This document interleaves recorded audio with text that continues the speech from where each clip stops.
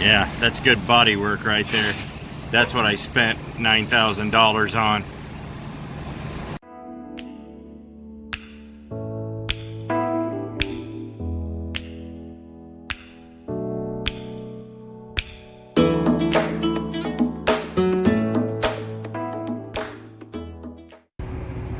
Well, I'm in LaSalle, Illinois today, but we're going to go back about 3.5 years, and I'm going to tell you about a time when I hit a deer and what happened with the body shop, because it was a mess. Oh, we have to climb up here to check something. Yep, the joys of running refrigerated. Hauling refrigerated is its own special deal, but I had to check something, so let's get out of here and get on with the story. I was outside of Sisseton, South Dakota, which is up north. I snuck into North Dakota to grab a load of potatoes and was coming out, and there were deer everywhere. So I could have hit the deer on the left, I could have hit the deer on the right, or I could have just squared off and hit them both. Luckily, I hit the deer on the right. It caused the least amount of damage. But as you see in this picture, it doesn't look that bad, but it was actually really bad. As you see in these pictures, just a little bit of the hood, the bumper and all that, it doesn't look too bad. But I'll tell you what, it was really bad. This is like the first dry, semi-warm day we've had in about a week, so I'm trying to do this outside without getting too many weird stares. What happened when I hit the deer, though, the doesn't look bad. It cracked it a little bit, but all the damage was underneath, because these are two-piece hoods. These hoods have an inner structure and an outer structure, and it hit it so bad that it flexed it and literally broke the inner structure free from the outer structure on the passenger side. So the hood was literally in two pieces, and I did not open the hood until I got back to the shop, because I was just afraid of what I could find, and I was afraid that if I got the hood open, I may not be able to shut it, and it was a good thing I did. So I get the truck back to the shop, and the next day we find the parts, we put it back together, did a pretty good job.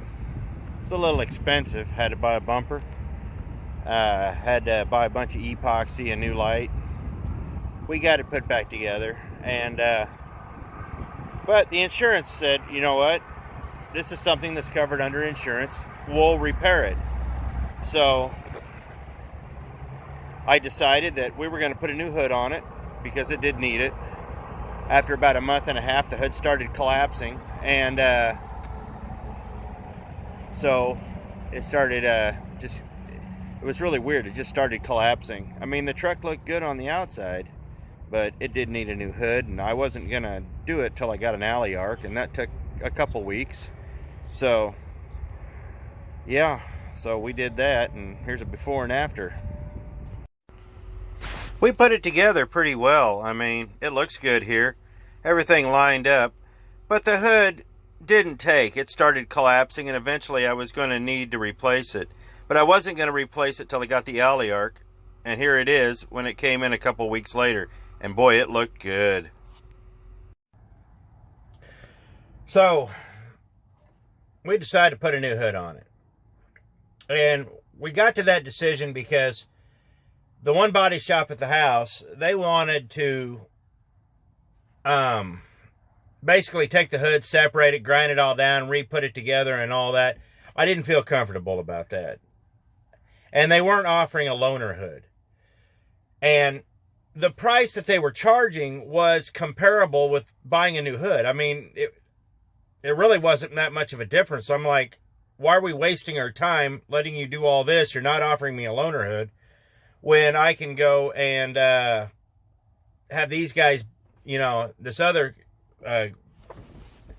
you know, body shop up in Sioux Falls, have a hood ready to go. They already have the truck number, so they know the paint code. They know everything that needs to happen. I'm getting a new grill, new headlights, new all of it. So we decided instead of having the whole old hood reworked, let's just start fresh, brand new hood. So we nixed the repair and took it up to get it done. And then it got bad. So insurance gets a hold of the body shop. We order the hood. It all gets painted up.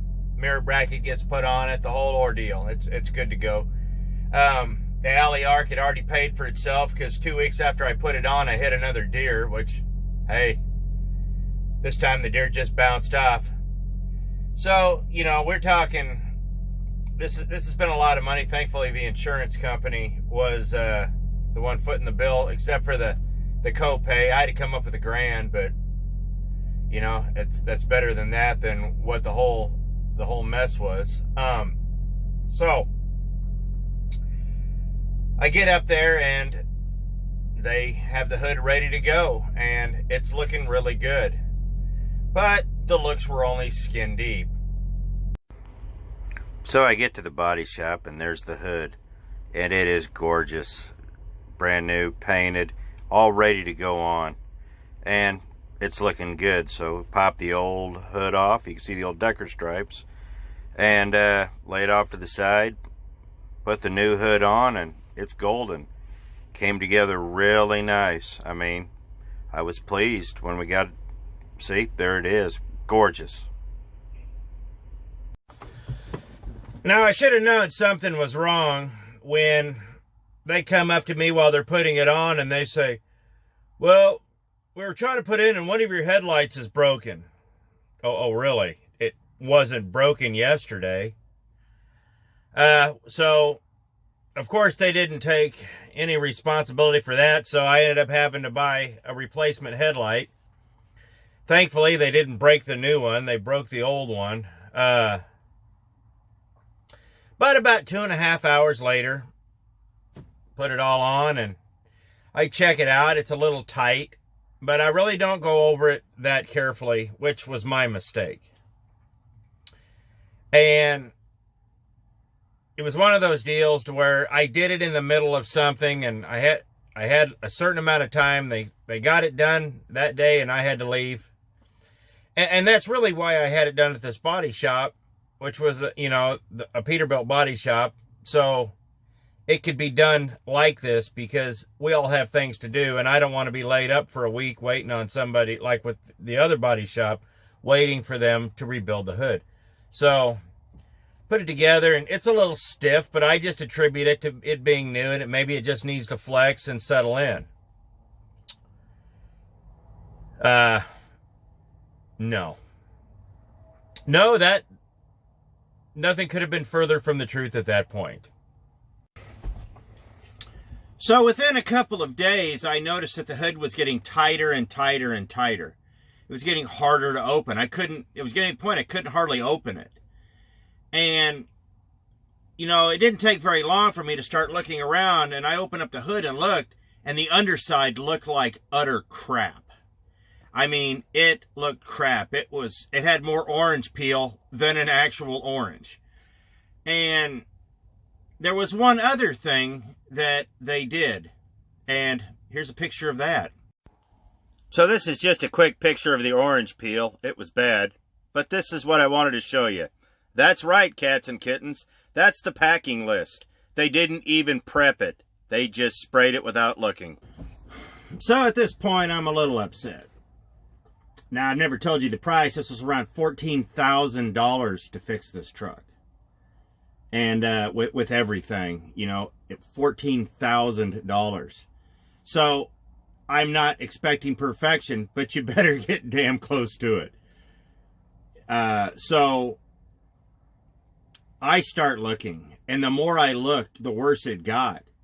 I noticed one of the side emblems was a little wobbly, so I grabbed it. It fell off in my hand. Those side emblems, those are about $200 a piece. If you buy them they are very, very expensive to buy a Peterbilt emblem. It was, yeah.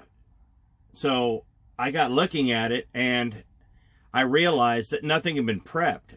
When they replaced the emblems, they didn't replace them. They pulled the ones off the old truck, and they didn't even clean the old adhesive or paint off it. They just peeled it off with a screwdriver, put a strip of double-sided tape on it, and stuck it on, and yep, send it.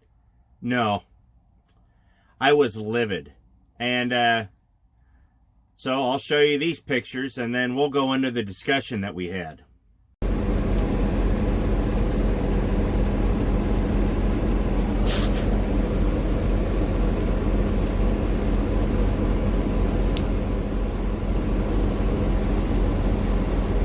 It's the old paint from the old hood. Just stuck the double-sided tape right on top of it. So as you see paint chips and the old adhesive under the new half-ass adhesive. And here's what the passenger side looked like. They broke a screw and didn't bother to tell me. I could hear it rattling. And here's the driver's side. That's what that looked like. So at this point, I'm very upset. I send them all the pictures. I send them and I flat told them, unless you want this on the internet and you want some very bad reviews, you will meet with me and we will discuss this. And they wanted to argue with me. He says, you can't complain about that paint. I saw that paint. That paint was beautiful.